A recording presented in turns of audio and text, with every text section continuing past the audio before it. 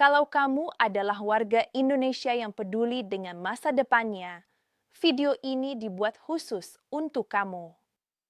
Kami tahu kamu sibuk, kami tahu kamu punya banyak urusan, tapi luangkan beberapa menit untuk menonton ini. Karena mulai 11 April, aturan baru resmi berlaku dan dampaknya akan kamu rasakan langsung dalam kehidupan nyata. Bukan teori, bukan prediksi, ini fakta yang sudah tertuang dalam regulasi resmi negara. Kami tidak ingin kamu menjadi salah satu dari jutaan orang yang kaget dan tidak siap ketika perubahan ini tiba. Kamu layak mendapatkan informasi yang jelas, jujur, dan mudah dipahami, bukan bahasa hukum yang membingungkan. Dan itulah misi kami di channel ini, menyederhanakan informasi penting untuk masyarakat seperti kamu. Dalam video ini, kamu akan tahu apa yang berubah, siapa yang terdampak, dan apa yang harus kamu lakukan. Semua dikemas secara ringkas, padat, dan langsung ke intinya tanpa basa-basi yang membuang waktumu. Sebelum lanjut, tolong subscribe channel ini dan nyalakan notifikasinya. Itu cara terbaik kamu mendukung kami. Karena kami akan terus hadir dengan informasi-informasi penting yang kamu butuhkan setiap harinya. Indonesia adalah negara yang terus berkembang dan berubah setiap saat. Setiap tahun, pemerintah selalu mengeluarkan kebijakan dan aturan baru yang bertujuan untuk memperbaiki kehidupan masyarakat. Namun sayangnya, tidak semua masyarakat mendapatkan informasi yang cukup tentang perubahan-perubahan tersebut. Dan kali ini, perubahan yang akan terjadi pada tanggal 11 April ini jauh lebih besar dari yang kamu bayangkan. Banyak orang yang masih belum tahu bahwa aturan baru ini sudah disiapkan sejak lama oleh pemerintah. Proses penyusunan aturan ini melibatkan banyak pihak dan membutuhkan waktu berbulan-bulan. Para ahli, akademisi, dan praktisi dari berbagai bidang dilibatkan dalam proses pembuatan aturan ini. Tujuannya jelas, menciptakan sistem yang lebih adil, lebih efisien, dan lebih menguntungkan bagi seluruh rakyat Indonesia. Namun seperti biasa, sosialisasi yang dilakukan pemerintah masih sangat terbatas. Akibatnya, banyak warga yang tidak siap menghadapi perubahan ini. Itulah mengapa channel ini hadir untuk memastikan kamu selalu mendapatkan informasi yang akurat dan lengkap.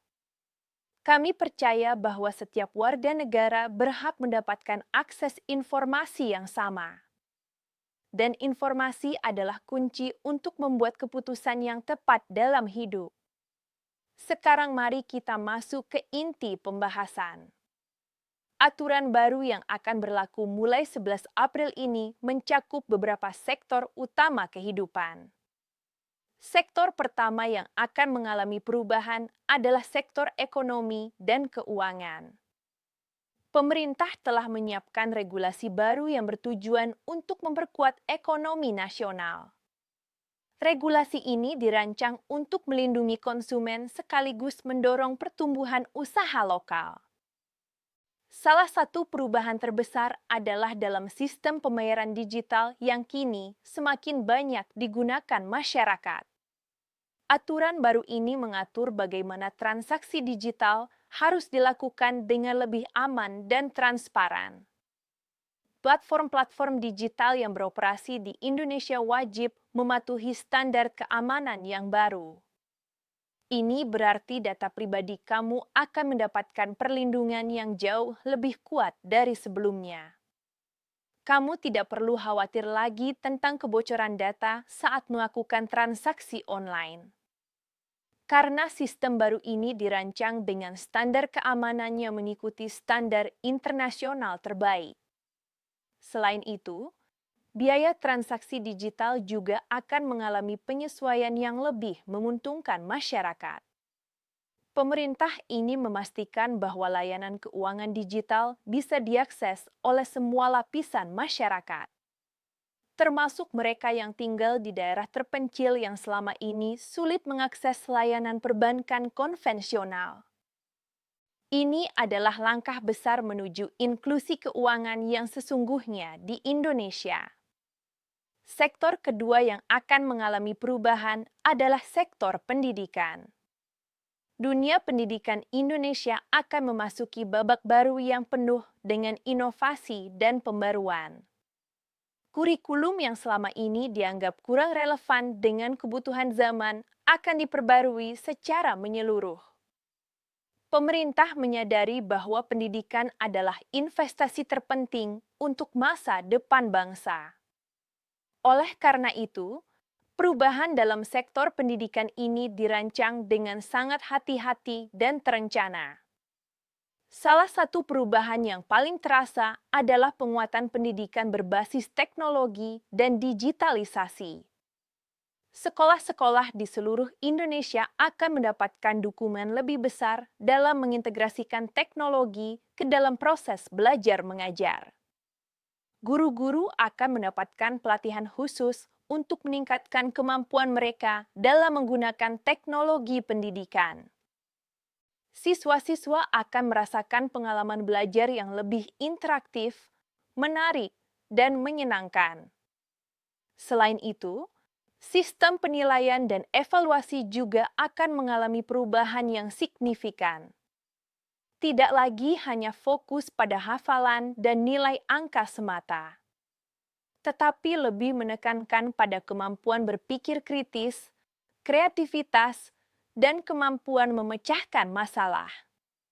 Ini sejalan dengan kebutuhan dunia kerja modern yang semakin kompetitif dan dinamis. Para orang tua pun akan merasakan dampak positif dari perubahan ini. Komunikasi antara sekolah dan orang tua akan menjadi lebih mudah dan lebih transparan berkat sistem digital yang baru. Kamu bisa memantau perkembangan anak kamu secara real-time melalui aplikasi yang terintegrasi dengan sistem sekolah. Sektor ketiga adalah sektor kesehatan yang juga akan mengalami transformasi besar. Layanan kesehatan yang selama ini dianggap rumit dan birokratis akan disederhanakan. Proses administrasi yang panjang dan menyulitkan pasien akan dipangkas secara signifikan. Pasien tidak perlu lagi antri berjam-jam hanya untuk mendapatkan pelayanan dasar. Sistem antrian digital yang canggih akan diimplementasikan di seluruh fasilitas kesehatan pemerintah. Rekam medis pasien juga akan didigitalkan sepenuhnya untuk memudahkan akses dan meningkatkan kualitas pelayanan. Dokter-dokter bisa mengakses riwayat kesehatan pasien dengan lebih cepat dan akurat, sehingga diagnosis dan penanganan bisa dilakukan dengan lebih efektif dan efisien. Layanan telemedicine atau konsultasi dokter secara online juga akan diperluas jangkauannya. Masyarakat yang tinggal di daerah terpencil kini bisa berkonsultasi dengan dokter spesialis tanpa harus pergi jauh. Ini adalah terobosan besar yang akan menyelamatkan banyak nyawa di Indonesia. Program Jaminan Kesehatan Nasional juga akan mengalami penyempurnaan yang berarti. Cakupan layanan yang ditanggung akan diperluas untuk mencakup lebih banyak jenis penyakit dan perawatan. Masyarakat dari kalangan tidak mampu akan mendapatkan akses layanan kesehatan yang lebih baik dan lebih lengkap. Pemerintah berkomitmen untuk mewujudkan Indonesia yang sehat dan produktif untuk semua lapisan masyarakat. Sektor keempat yang akan berubah adalah sektor transportasi dan infrastruktur. Mobilitas masyarakat Indonesia selama ini masih menghadapi berbagai tantangan terutama di kota-kota besar. Kemacetan yang parah, infrastruktur yang belum merata, dan layanan transportasi umum yang masih perlu ditingkatkan. Aturan baru ini hadir untuk mengatasi berbagai permasalahan tersebut secara sistematis dan terencana. regulasi baru tentang kendaraan listrik akan mendorong percepatan adopsi teknologi ramah lingkungan di Indonesia. Insentif yang menarik akan diberikan kepada masyarakat yang beralih menggunakan kendaraan listrik. Infrastruktur pengisian daya untuk kendaraan listrik juga akan diperluas ke seluruh penjuru Indonesia. Sistem transportasi umum berbasis rel juga akan mendapatkan perhatian lebih besar dari pemerintah. Integrasi antara berbagai moda transportasi akan diperkuat untuk memberikan kemudahan bagi penumpang. Kamu bisa berpindah dari kereta ke bus atau ke ojek online dengan lebih mudah dan nyaman. Sektor kelima adalah sektor lingkungan hidup yang kini menjadi prioritas global. Indonesia sebagai negara kepulauan dengan keanekaragaman hayati terkaya di dunia memiliki tanggung jawab besar. Aturan baru tentang perlindungan lingkungan hidup akan semakin diperketat dan diperkuat. Industri-industri yang selama ini menghasilkan polusi berlebihan akan dikenai sanksi yang lebih tegas. Pengelolaan sampah plastik yang selama ini menjadi masalah besar akan mendapatkan solusi yang lebih komprehensif. Program daur ulang dan ekonomi sirkular akan didorong untuk berkembang lebih cepat. Masyarakat juga akan lebih dilibatkan dalam menjaga kebersihan dan kelestarian lingkungan sekitar mereka.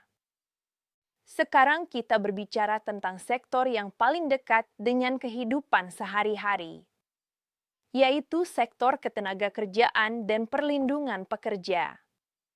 Bagi kamu yang saat ini bekerja atau sedang mencari pekerjaan, perubahan ini sangat penting untuk kamu ketahui. Regulasi ketenagakerjaan yang baru akan memberikan perlindungan yang lebih kuat bagi para pekerja. Hak-hak pekerja yang selama ini sering terabaikan akan ditegakkan dengan lebih serius. Upah minimum regional akan ditetapkan dengan mempertimbangkan kebutuhan hidup layak secara lebih komprehensif. Sistem kontrak kerja juga akan diperbarui untuk mencegah eksploitasi tenaga kerja.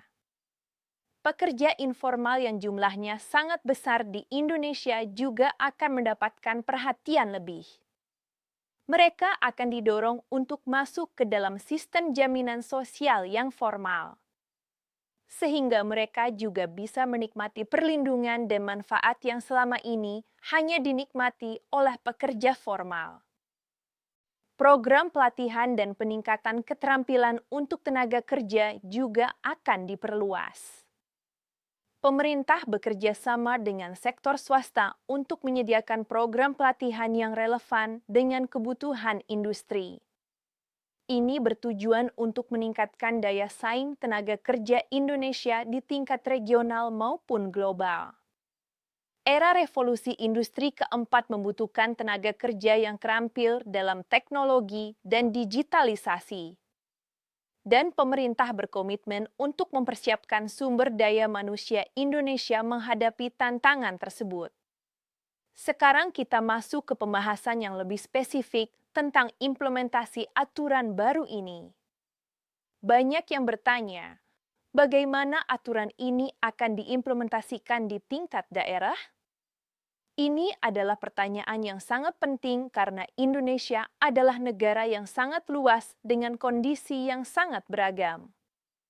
Pemerintah pusat telah menyiapkan panduan implementasi yang komprehensif untuk setiap daerah. Setiap provinsi dan kabupaten kota akan mendapatkan dukungan teknis dan finansial yang memadai.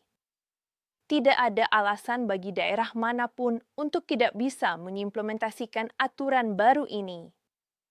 Proses sosialisasi akan dilakukan secara masif melalui berbagai saluran komunikasi, mulai dari media massa konvensional hingga media sosial dan platform digital. Pemerintah menyadari bahwa keberhasilan implementasi aturan baru ini sangat bergantung pada pemahaman masyarakat. Oleh karena itu, upaya edukasi dan sosialisasi akan dilakukan secara terus-menerus dan terstruktur. Kamu sebagai warga negara yang baik memiliki hak dan kewajiban untuk memahami aturan-aturan baru ini. Dan dengan menonton video seperti ini, kamu sudah mengambil langkah yang tepat. Sekarang mari kita bahas tentang dampak jangka panjang dari perubahan-perubahan ini.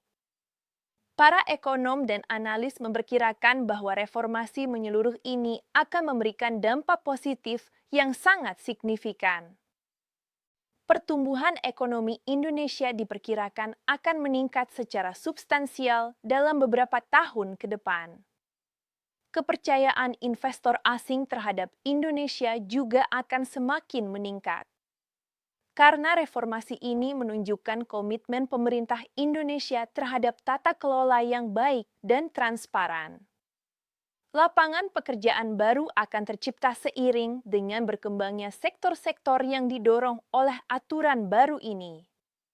Kualitas hidup masyarakat Indonesia secara umum akan meningkat secara bertahap namun konsisten. Ini bukan janji kosong. Ini adalah hasil dari perencanaan yang matang dan implementasi yang serius. Namun tentu saja, setiap perubahan pasti membawa tantangan tersendiri. Beberapa pihak mungkin akan merasakan dampak negatif jangka pendek dari perubahan ini, terutama bagi mereka yang selama ini sudah terbiasa dengan sistem yang lama. Adaptasi selalu membutuhkan waktu dan upaya ekstra. Tapi dalam jangka panjang, perubahan ini akan membawa kebaikan bagi semua pihak. Pemerintah juga sudah menyiapkan program bantuan dan pendampingan bagi mereka yang membutuhkan. Tidak ada yang akan ditinggalkan dalam proses transisi menuju Indonesia yang lebih baik ini. Sekarang pertanyaannya adalah, apa yang harus kamu lakukan mulai sekarang? Hal pertama dan paling penting adalah tetap tenang dan tidak panik. Perubahan memang terkadang terasa mengkhawatirkan, tapi panik tidak akan membantu apapun. Yang kamu butuhkan adalah informasi yang akurat dan pemahaman yang mendalam tentang perubahan ini. Dan itulah yang selalu kami hadirkan di channel ini untuk kamu. Hal kedua adalah mulai mempersiapkan diri secara aktif. Identifikasi sektor mana yang paling berpengaruh pada kehidupan dan pekerjaan kamu.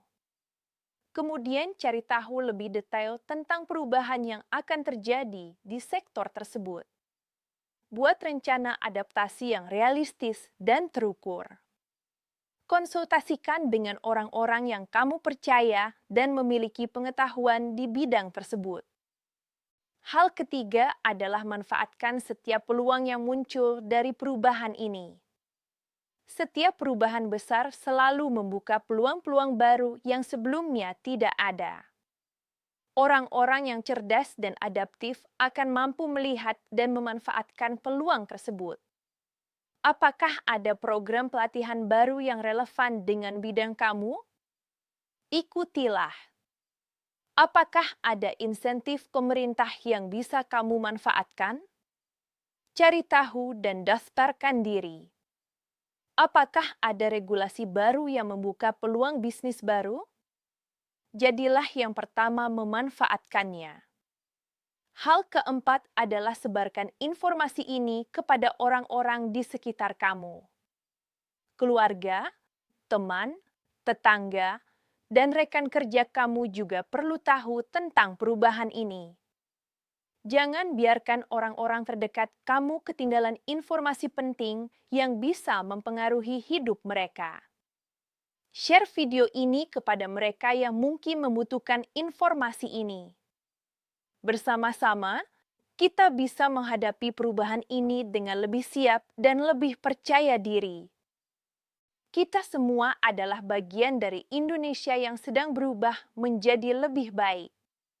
Dan peran setiap individu, tak terkecuali kamu, sangat penting dalam proses perubahan ini. Sekarang kita kembali ke pertanyaan yang mungkin masih ada di benak kamu. Mengapa pemerintah memilih tanggal 11 April sebagai tanggal berlakunya aturan baru ini?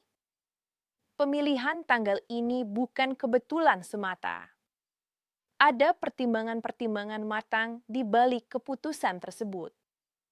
Pertama, tanggal ini dipilih karena bertepatan dengan periode transisi yang dianggap paling tepat. Semua persiapan teknis dan administratif sudah selesai dilakukan sebelum tanggal ini. Sumber daya manusia yang diperlukan untuk implementasi sudah tersedia dan siap. Infrastruktur teknologi yang dibutuhkan sudah terpasang dan sudah diuji coba. Kedua, pemilihan tanggal ini mempertimbangkan kalender ekonomi dan bisnis nasional. Pemerintah ingin memastikan bahwa implementasi aturan baru ini tidak mengganggu aktivitas ekonomi yang sedang berjalan.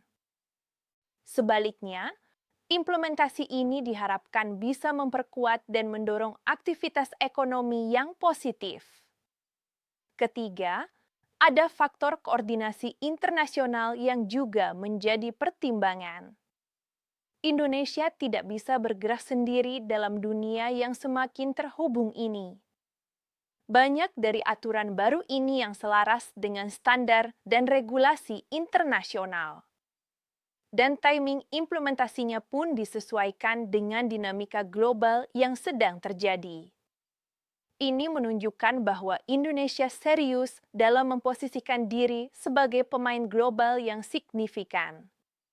Kita tidak lagi mau hanya menjadi penonton dalam percaturan ekonomi global.